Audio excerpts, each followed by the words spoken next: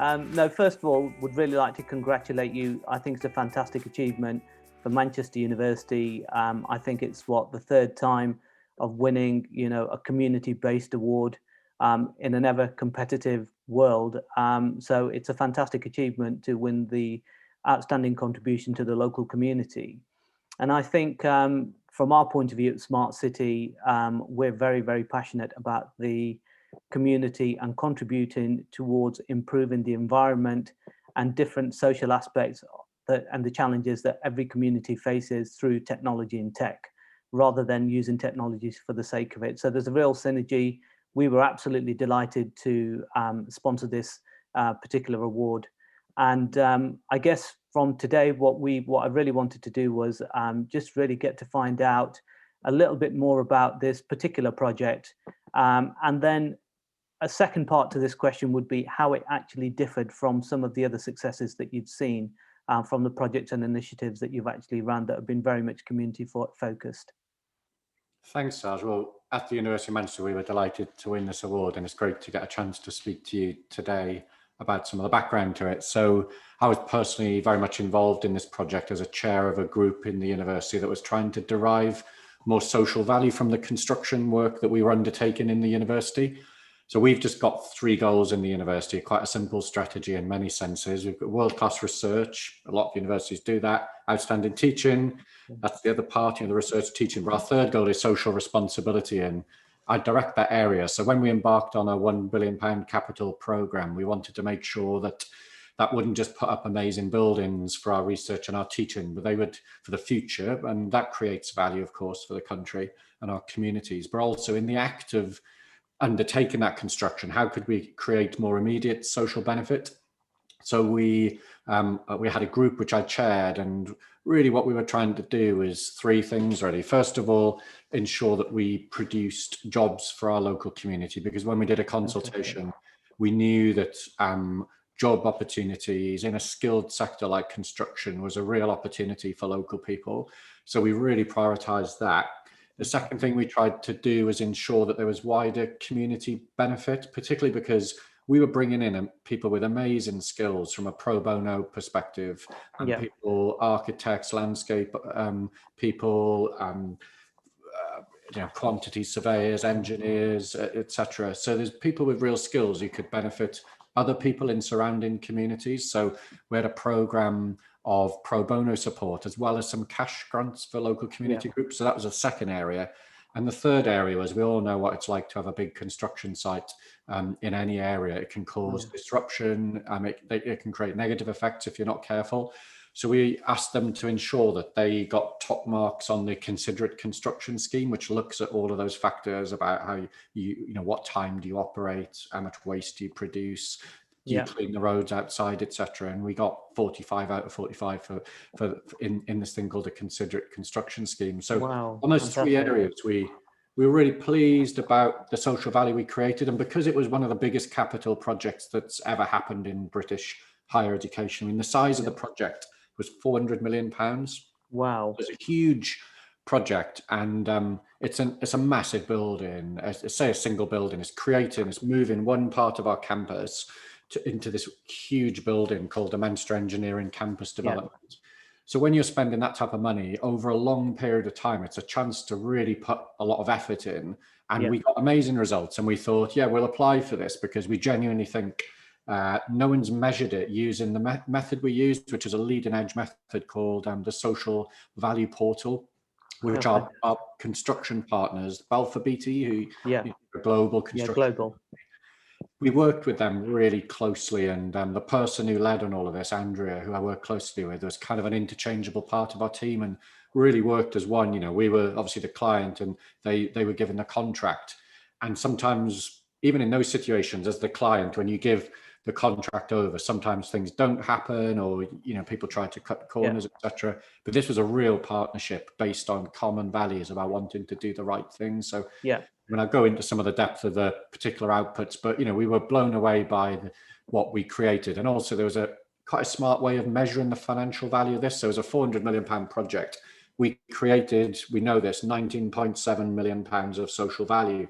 And we know this because of the methodology we used. And we think that's the highest there's ever been for any project in a British university to date. Amazing achievement, an absolute amazing achievement. So, I mean, in terms of the project itself, then what were some of the challenges that you think you faced at the time? Because clearly something of this magnitude would have posed quite a few challenges of many different types. And just to give a bit of, I guess, overview on those kind of challenges that you did face. So the big one, I mean, we did lots of consultations on this, and the big challenge was creating jobs for local people. We knew that if we were going to be judged by other people outside the university on one thing, it would be that. And we set a target which everybody told us was too ambitious. Actually, you'll never achieve it, we were told, for the creation of jobs.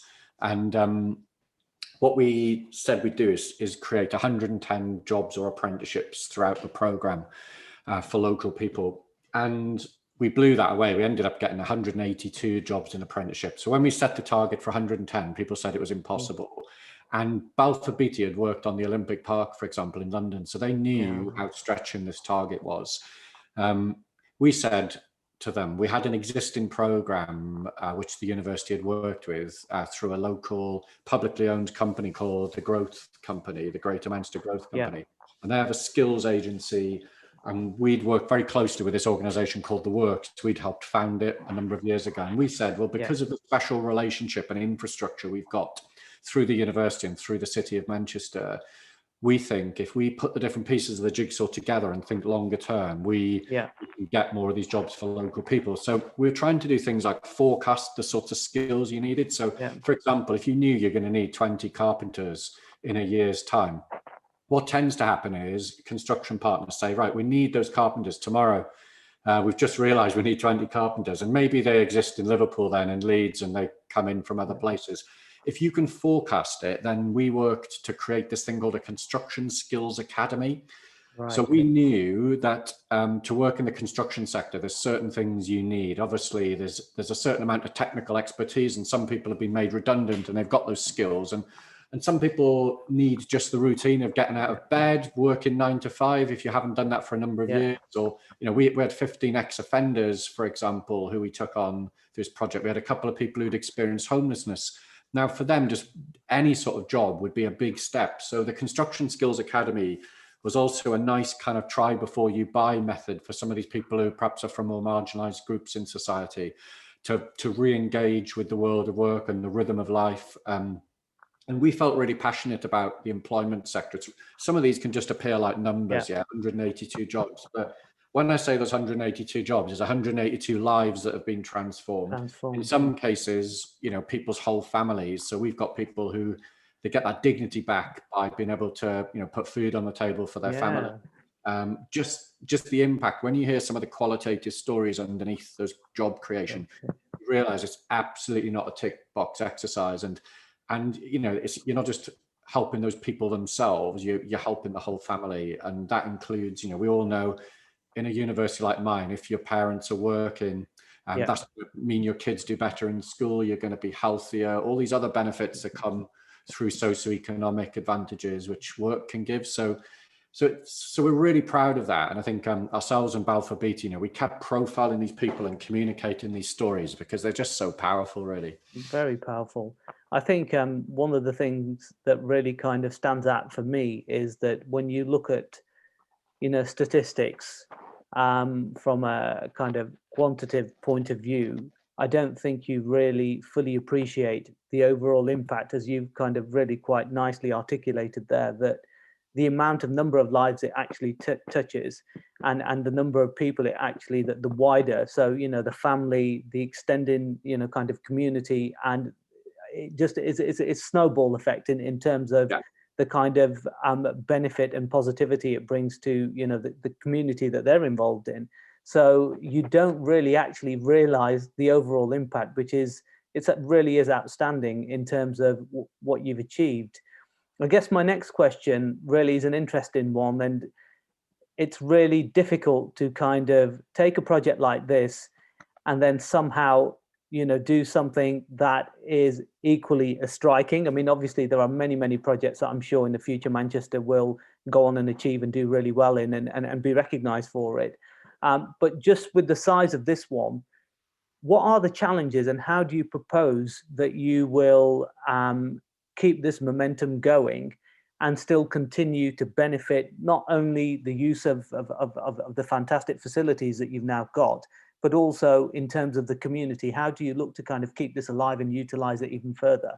Yeah, well, I think all of this fits into a wider repositioning of universities in society, where, of course, we've always been recognized as beacons of research and teaching, but we're also part of what people have increasingly referred to as anchor institutions. And by anchor, you're literally anchored. You're not going to move. We're not going to move to Leeds if there's cheaper labor in Leeds. We are the University of Manchester. Yeah.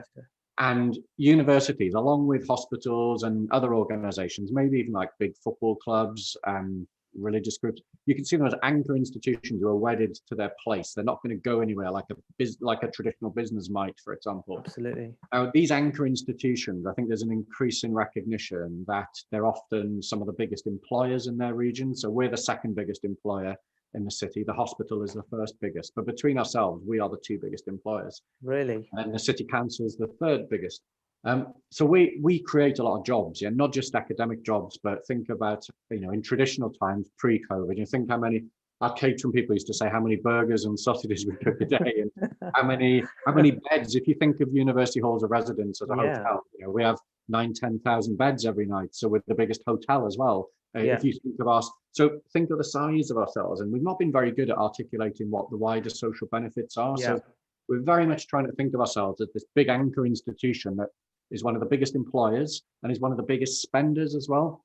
Right. Directly, but also indirectly. So directly, yes, we have to feed people, we have to buy IT equipment and tables and stationery, but also indirectly then our students and our staff make major contributions to the economy through traveling into work and hotels and taxis and food. So we're big economic actors as well. And I think if I was to say what's the lesson from this project, this was an example of a really big project. But you can add up lots of small things as well that we do and take for granted. You add up every, sandwich that somebody eats in a university, the impact that can have on SMEs who work in the food sector then, for example. So we've been thinking through, how can we bring more small and medium-sized enterprises onto campus to trade? And we can literally be the making of a business. A business can, because we're so large, we just take it for granted. We've got 40,000 students, 10,000 staff. We're a vibrant place.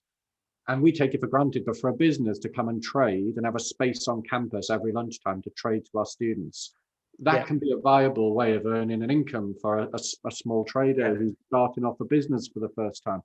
We buy food from some particular farmers whose whole business model was based on trading with the university. And we commit to buy nearly all their fruit and vegetables, whatever they make, we'll use it in our food. And that, again, allows them to trade with lots of other people on the back of having this really solid contract with the university. So I think this project is an example of something big, but there's an underpinning philosophy, if you like, about how universities should be thinking about themselves in their city region. So the next chapter for us is, not just seeing these as a bunch of separate projects, but trying to put all of this within a wider framework. Yeah, and it's in Britain now. I mean, lots of people in British universities will know this. There's a big agenda around being civic universities. Making a civic contribution, a positive contribution in your local communities. And I think there's much more of a sensitivity to the fact that that doesn't happen by accident.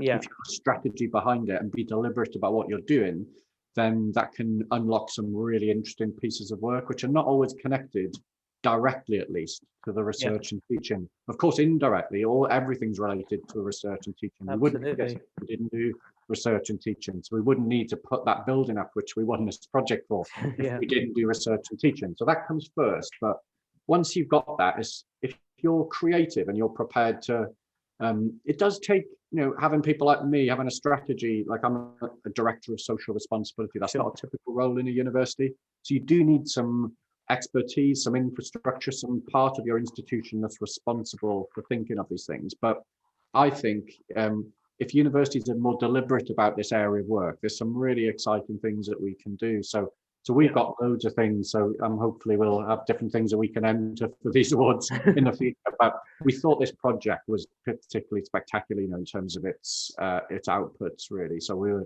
were really pleased to win it, but not completely surprised. I mean, if I'm honest, and that's not to sound boastful or anything, but we knew ourselves this is a massive project and it went really well. And when you're the size of our institution, it's not just about the size, of course, but we are massive. So if we do something right, we can make a huge impact in a way that smaller projects can't. So 182 jobs, that's something that you don't get the chance in your career many times to do, for local people to do something like that. So with such a big project, a £400 million project, I think it deserved that extra thought and planning and evaluation. I think the thing that really stands out for me is that the thinking and the overall strategy that Manchester University must have to, appoint someone like yourself in a role that is solely focused around, the contribution and the link with the community. And Manchester University, then presumably, I would say that you have quite a close link with the City Council of Manchester as well, in terms of how you communicate and interact and I guess work with them in a coordinated way overall, not just for this project, but outside of this project and probably for any kind of future projects as well. Yeah, you're absolutely right, Saj. I think that's something. Greater Manchester is this amazing city region in my view. I'm not from here as a native, but I've lived here over half my life, and I think it's the perfect size. It's big enough to have diversity and the kinds of entrepreneurial spirit. We like to think we do things differently here, and I think part of that comes from this spirit of innovation and revolution. This is the place where women got votes. It's the place where vegetarian was invented, the Chartist movement, the trade union movement, the atom was split, the computer was developed, graphene was isolated more recently. It's an area that's, helped change the world, so we look to the world, not just to be in, the second city. We think London can be the second city, frankly. So we've got that spirit in Greater Manchester, which I think means that we're really up for innovating and doing things differently. And I think you're right, the success of our university is absolutely intertwined with the success of the city region. Why are we such a popular university? You can look over the past 30, 40 years. We've always been first or second, in terms of the number of student applications. Why do people want to come here? It's something to do with the broader environment in which the university is based, of course. We're a great university, but also we're in a great place. And we know that. And we're really privileged in the university to have such good relations with those other organizations. And there's something about the size, when about 3 million people, it's big enough to have that diversity, but it's also, unlike London, I suppose it's built on relations, closer relations, I'd say. So, you can know people on first name terms and have their mobile number, things, people who are in different colleagues who are in power and have decision-making abilities. And you're never more than picking up the phone away from many people who can make things happen. And I think that cohesiveness, the way the 10 authorities have created a combined authority with an elected mayor, with a devolved health budget, all of those things. I think Greater Manchester has been good at getting those devolved powers because it's been able to prove it can do different things with them. And what we've done with this project, I think, is a great example where we worked with the Greater Manchester Combined Authority and with Manchester City Council. And when you've got those partners and that backing, just as an example, when we did the consultation for this project, we asked the City Council to help us and support us get the right people to come along. So we're not having to reinvent wheels, and it's recognizing in many cases that we don't have all the answers, and just being able to go to your colleagues who do this every day and say, look, can you help us with this? And of course, if you're a city council and your budgets are being cut a lot, and previously you would have taken charge of employment programs, I think local authorities now recognize the people who are going to be driving employment in their areas are not through public money. It's going to come through other forms of money. So they recognize that when we're doing a huge building project, they could see the same as us, that there's enormous social and economic potential in this project. So having people from different sectors with the same overall attitude and spirit and objective, and for us, having great communities is really good for the university. It makes us an attractive place to come and work, to come and study. So you can't separate the two things out. The idea of town and gown, it's a bit of a dated idea, that universities exist in these separate bubbles.